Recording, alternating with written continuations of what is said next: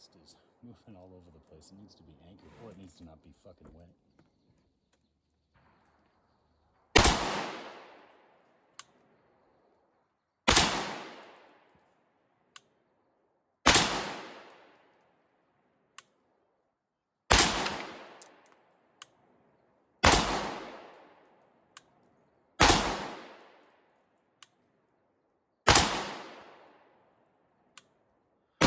What is going on YouTube? This is going to be a video about my Ruger Mini 14. This is a 580 series tactical model. I will first and foremost mention that the AR-15, in my opinion, well, I would say just in general, is a much better rifle. It is more accurate. It is far more modular, customizable.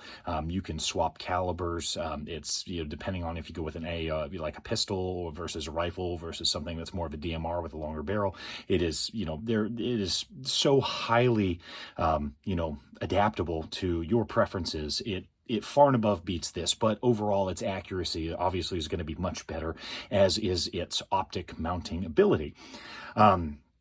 So just getting into that, there are a tremendous amount of videos online that discuss the Mini 14 and go through the history, the models, and all of that stuff. I'm not doing that. I'm also not going to be talking about this and applying it to a LARPing, shit hit the fan scenario. I'm not doing that either. Basically, what I want to do is come at you and discuss this realistically for any new shooters or people who, are kind of just starting out and want the best bang for their buck. So one of the points that people are going to have with this particular rifle is what I'm going to call the entry cost. So basically, if you were to look at one of these brand new, obviously for the Reddit types that are out there, I'm not talking about every single model under the sun. Typically, you will find the older models with the thinner barrels and the ones that haven't had some of the internal, receiver work done.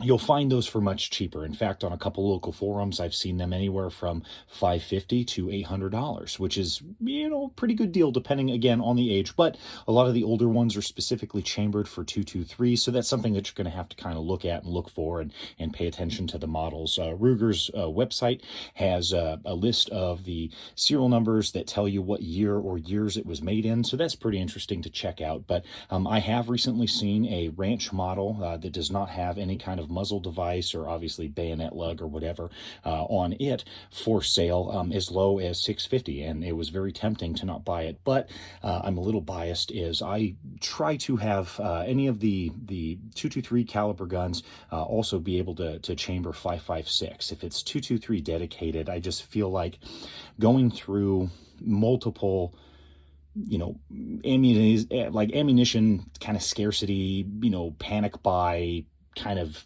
years, it's nice to have the option of 223 or 5.56. That being said, a lot of your target guns are going to be in 223 specifically over the 5.56 offering. So getting at the overall cost, this is the biggest hurdle. If you're looking at this brand new, again, discarding, any of the notions of getting this cheaper, and getting some of the other cheaper, older models.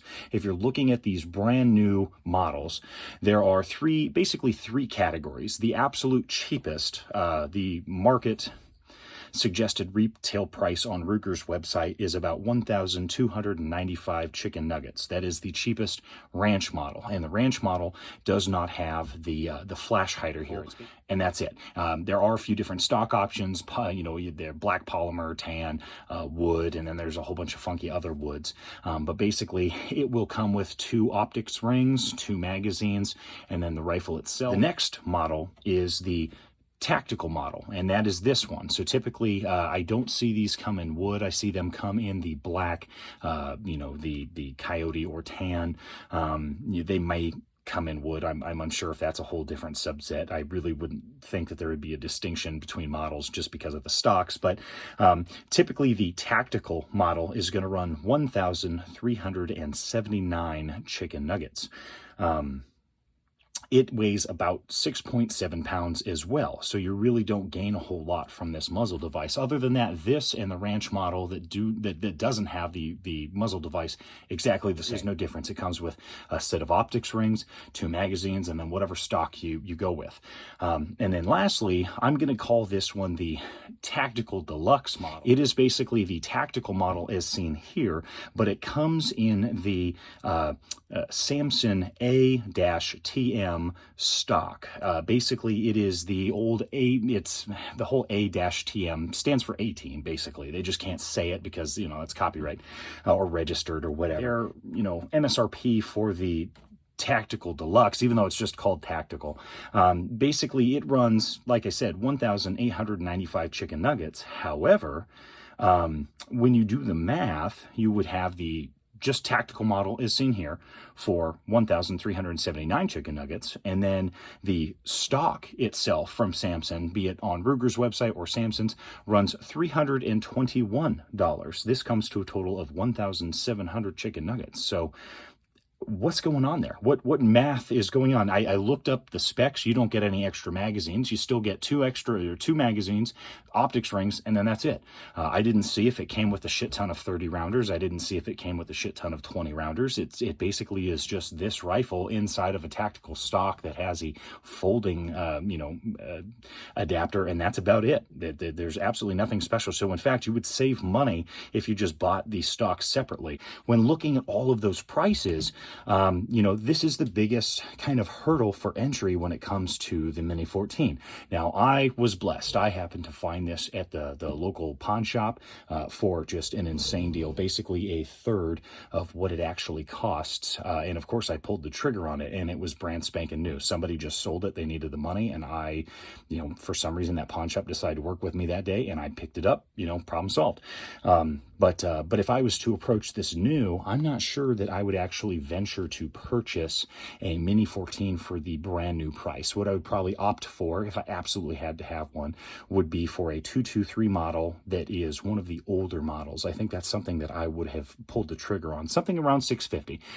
In my opinion, this should be no more than $800, which, MSRP typically is not the actual end price within the market. It's the suggested retail price, but it could be cheaper by upwards of $500 sometimes. Sometimes the overvaluation is wildly off because it makes you feel like you're getting a deal or whatever. But I would say it hovers around $1,000. And so if we're going to use a base price of $1,000 to $1,200 as the actual, price, basically there are a plethora of firearms within that price point category that I would assume would be better. You could get 2, mid to lower tier ARs, one really good AR. Once you start touching into the 1,000 chicken nugget category, you can get into 308s, and one of the issues is if we're going to use the MSRP here of 1,379 chicken nuggets, that is basically knocking on the door of the, M1A category, a 308. So basically the scaled down version, the Mini 14 here, that's its big brother. And, in all honesty, if I'm about to drop, about 1,300 chicken nuggets, well, then I'm probably going to opt for a 308, despite the cost savings for ammunition. When we compare this gun to the M1A or M14, Mini 14, M14, that whole shtick, even though it's going to cost us more to run it, the magazine costs are pretty much the same. Typically, if you go with the Ruger brand magazines, these are gonna, the 30 rounders are gonna hover anywhere from 35 to, I've seen in some instances, $50 when the going's really, really bad, like ammo panics, and when the market spikes. Their 20 rounders I haven't seen for any cheaper than $30. They hover between 28 and 33, 35 on some retail websites. What you could find deals on occasionally are the 5 rounders and the 10 rounders. I got these at a pawn shop for $10 a piece. I think I got one of these from a guy on a forum, as well as one of these 20 rounders. I think it's this one that I painted a little bit because I had some corrosion. And then what's most interesting is these guys. So if you are looking at the Mini 14, believe it or not, believe it or not, Pro Mag. The 20 round Pro Mag magazines. I find myself shooting this particular mag more often than I shoot any of the other ones. It runs very well. It's not that these don't run. It's that this is so cheap, I can get it rusty. I can scratch it up. I don't give a fuck about it. I realize that Pro Mag does not make, a lot of good products, but every now and then they hit a home run and they actually manufacture something that works really fucking well. When you look at this compared to the Ruger brand magazine, there are some similarities, right? Okay, this one definitely feels thicker, but when I go to squeeze this in, this doesn't feel any cheaper. It really doesn't. And in fact, it even seems a teeny bit slimmer, if that makes any sense. But if I was to get into the Mini 14, Pro Mag might not want to be written off. You could bolster a lot of your magazine, not collection, but magazines, in general, the overall bulk that you end up acquiring. I probably would buy a couple of these.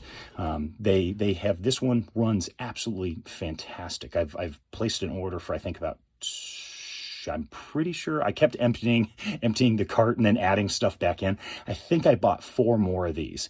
And typically online, the Pro Mags run about anywhere from 20 chicken nuggets to probably 30 if you go to a website that tries to rip you off. Obviously, I would not pay 30 for this over something like this, but a $10 savings, I can buy more of these and plink with it and not give a fuck versus the actual factory magazine where I'm trying to be a little bit more careful with something that costs about $30, $40. I mean, this is very expensive. And that would be one of the big complaints. The magazine cost compared to, an AR, let's just grab this. Something that would be like $8, or $10 or $12. I could buy multiple of these versus just one of these. And yes, they're steel, but, there are also steel magazines like this for $10, so with as long as Magpul has been in business, or not Magpul, as long as Ruger has been in business, and as long as the Mini 14 has been on the market, there really is not a reason, in my opinion, for these to cost what they cost. Even with American manufacturing, they have been around so long. There is no R&D. It's not a small mom and pop shop. It's not some custom bullshit. It is a factory magazine that has been around for a very long time, and these should be around $20. It's not realistic. And so this is the other reason why a lot of guys hold off is, yes, even if you are willing to accept the buy-in cost with this rifle, which is quite substantial, you next have the next issue, which would be the magazines.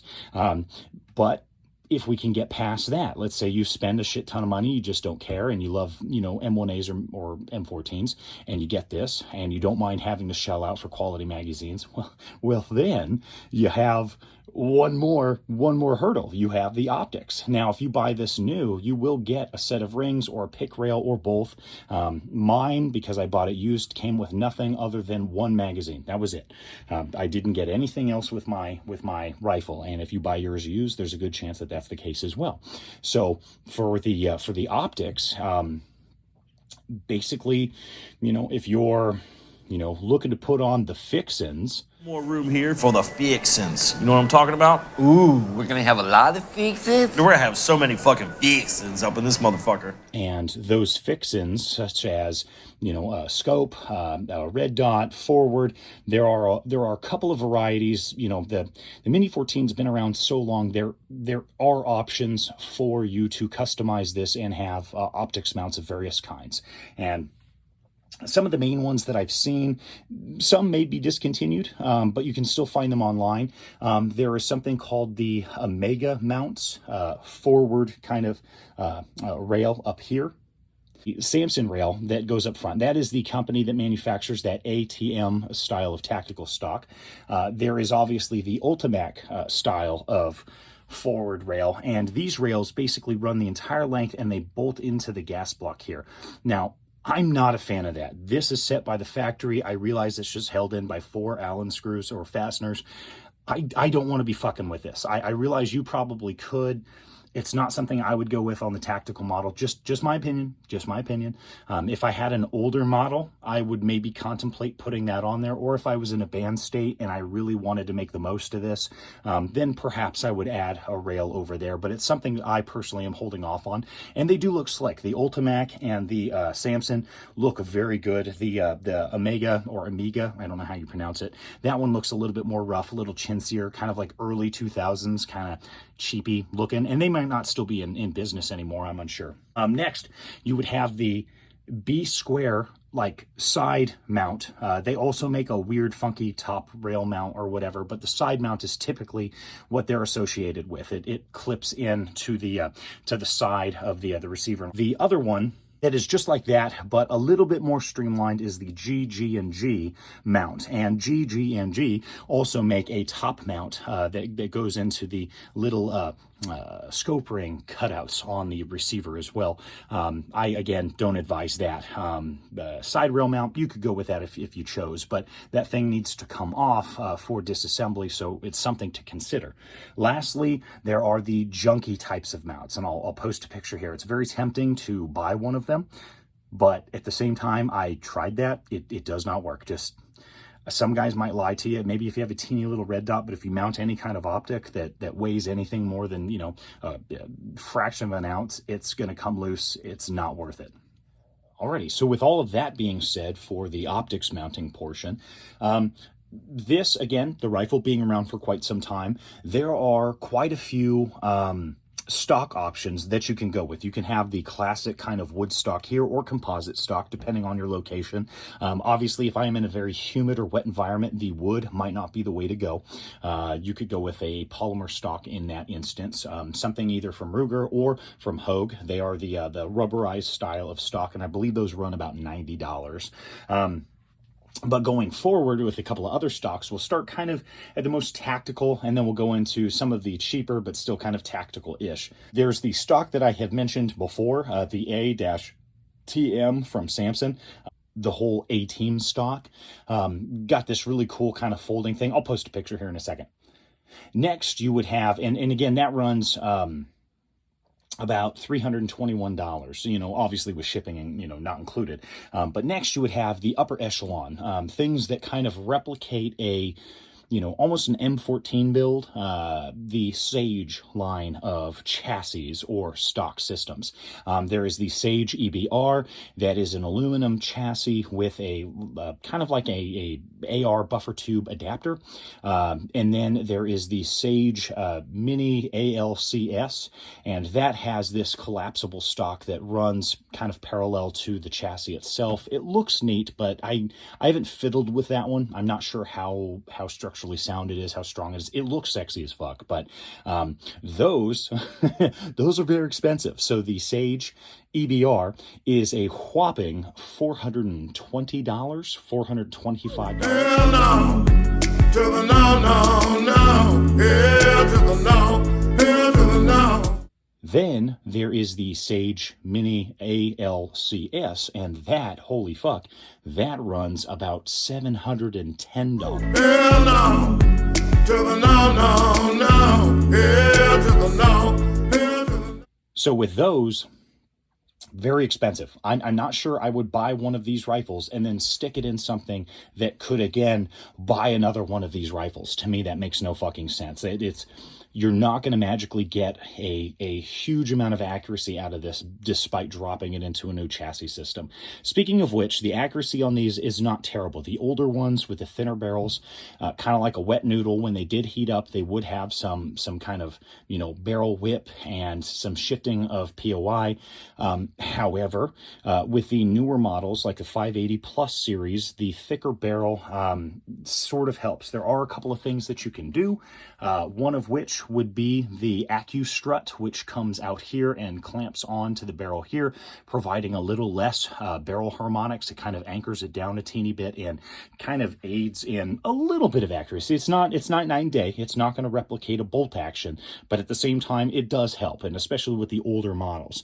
They have various lengths or what have you. I don't need one for mine, but the other thing is if you're going for the aesthetic, it does provide a look that is similar to an M1A or M14 Mini-14. Again, I'm going to use those synonymously, so if I go back and forth, just fuck off. But anyhow, that's kind of one of the options. The other would be you can have the trigger worked on, which again, that would just help with the trigger. In my opinion, the factory trigger is not terrible. And then lastly, there's like, I believe there's some kind of buffer system or something that I saw somebody talking about, but I haven't looked deeply into that. So take that for what you will.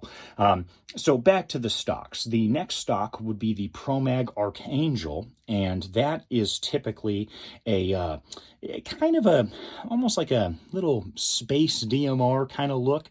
You know, I don't find it too offensive. It looks kind of well thought out. Looks a little sharp in the rear with the cheek riser, but there's a cheek riser there. Again, I don't know how accurate that would really be with that, you know, this rifle placed in that stock, but it looks unique. It looks different, and it's more affordable than the you know, A-Team, the Sages. You know, it's okay.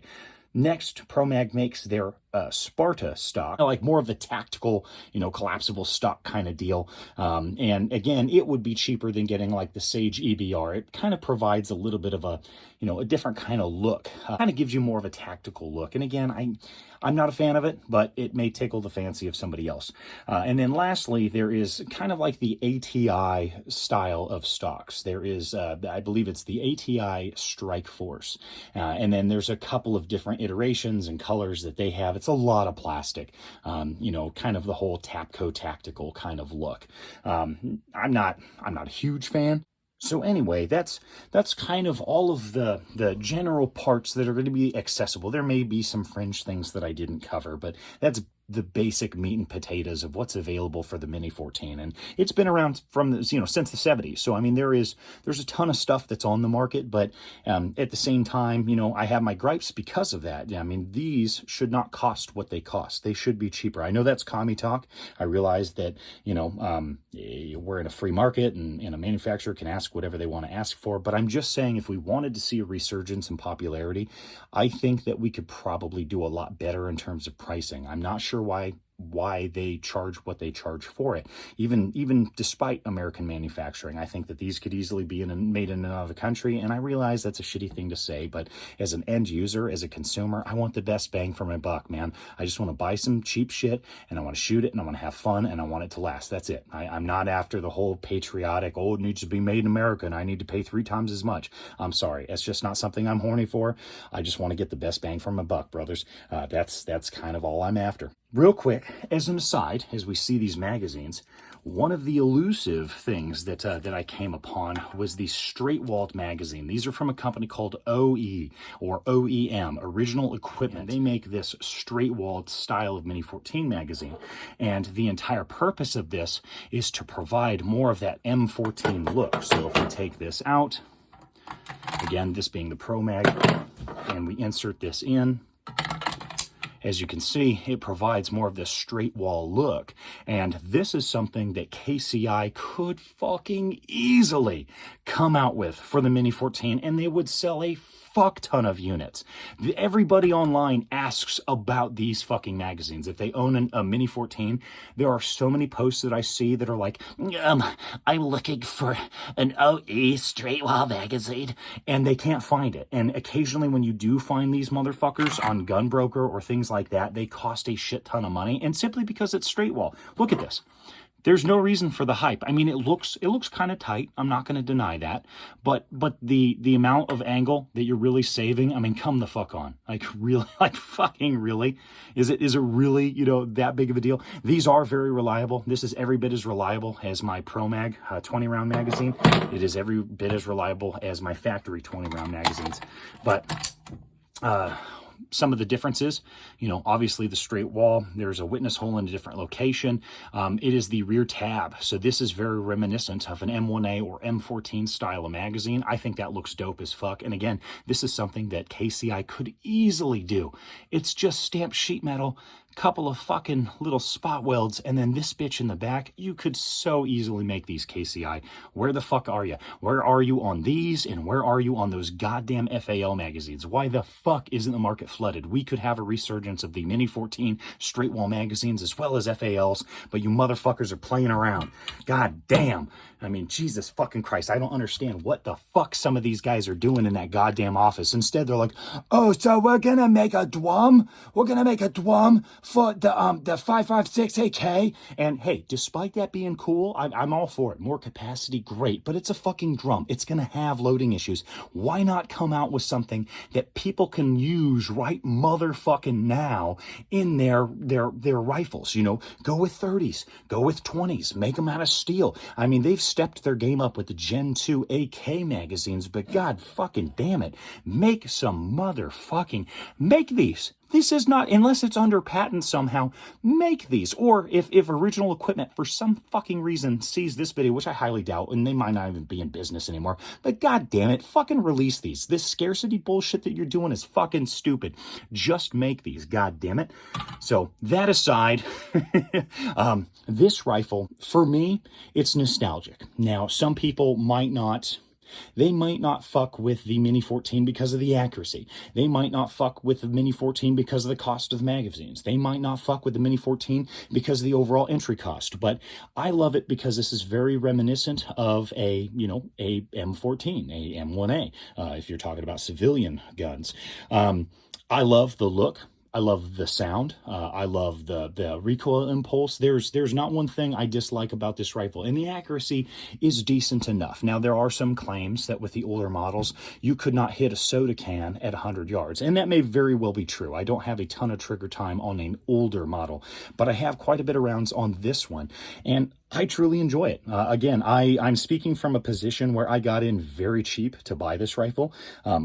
I'm not coming at you from a position where I paid full price for one. There's no fucking way in the world I would pay $1,300 for this, because at that point I'm getting into FAL territory, and I have a raging boner for an FAL, and I would much rather have a 308 than a 5.56. We have AR fatigue, right? You know, the ARs, they're so common, they're so efficient, they're so modular. Once you've finished all the builds, or if you shot that enough, sometimes you want something different, sometimes you want something different. And so sometimes you do a bullpup. Sometimes you do, a jackal from PSA. Sometimes you do, some of the other 5.5s, like a 5.56 AK. I mean, there's a whole plethora of different 5.56 options, and it's kind of fun to go about that. So that would be, category number one. The next would be what a lot of people on those YouTube videos will talk about is this is a band safe gun. By that, they don't mean, one of the rifles that has the flash hider up here. It would be basically just a barrel and then this whole deal. Despite it taking a detachable magazine, there are a lot of states that do allow this. This scares those anti-gun retards far less than something, like this. This would freak them out. They're like, oh God, it's got a whale and it's got this magazine and he's got a red dot on there and it's so scary.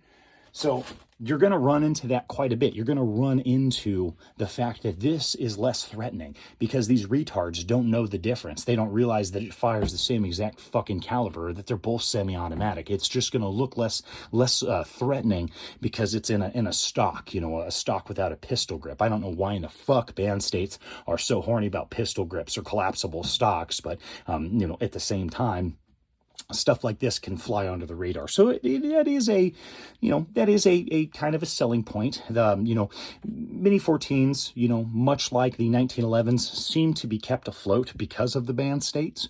There are also Mini 14s in various calibers. So there are 223, the older models. It looks like all the newer ones are in 5.56, so you can shoot both. There are also 300 blackout and 6.8 SPC. And then I believe there is even, I think they discontinued it, but the Target model of Mini 14 that has a much thicker barrel, that would actually interest me greatly. I would really like to pick one of those up. I do have a Ruger American Ranch rifle, and that does, from the factory, operate with Mini 30 magazines. I suppose if I found a Mini 30 for very cheap, I would possibly get into that. In my opinion, the 7.62 by 39 Mini 30 because of the proprietary mags, I don't, with all the AK options, I don't see what the draw would be unless I'm in a banned state, and they specifically banned AKs by name. If that's the case, well then yes, I would go with a Mini 30, because it's just like this, but in a different caliber. I think its only hang up was the firing pin potentially not being long enough and not being able to fire with steel ammunition. But other than that, you know, it's just like the Mini 14. If you like the M1A style of action, obviously it is totally different. The Mini 14 is not a scaled down version. It is different internally than an M1A or M14. But it really fucking looks a lot like it when you look at just the action from the exterior here. But that being said, you know, the Mini 30, again, with its cost hovering at probably 1,300 chicken nuggets. I mean, god damn, dude. You know, I don't see the draw there. But circling back to the whole AR fatigue and having a 5.56 alternative, honestly, this is a solid fucking rifle. It is going to run. If anything breaks, you can deal with Ruger. They are still in business. You can send it back. You can get it fixed up. But at the same time, you know, it's not going to be anywhere near as accurate as an AR. You know, the other types of guys that might come across these are ones who inherit it from their father, grandfather, uncle, you know, brother, what have you. And that's very common too. Again, these have been around since the 70s. So there's going to be a lot of people that have them in their inventory and offload them. Perhaps you saw one on a forum for a very good price and you pulled the trigger on it. I mean, there's a number of reasons why somebody would have a Mini 14 in their collection, but ultimately they're not the worst. You just have to have practical expectations. It's still not a target rifle. There's just it's never going to be something like a bolt action. So if you have realistic expectations going in, then you'll probably come out okay. But I mean, ultimately, I fucking love these rifles. I think that they're fucking cool as shit. Like I say, I love the look, the sound, the feel, everything. Despite it having, you know, some limitations here and there, it's still something that, you know, it's kind of one of America's guns, just like the M1A. I think it's something that definitely fits in a lot of people's collections if they give it the time, if they find the right deal. I think that you know, you'll be very happy with it.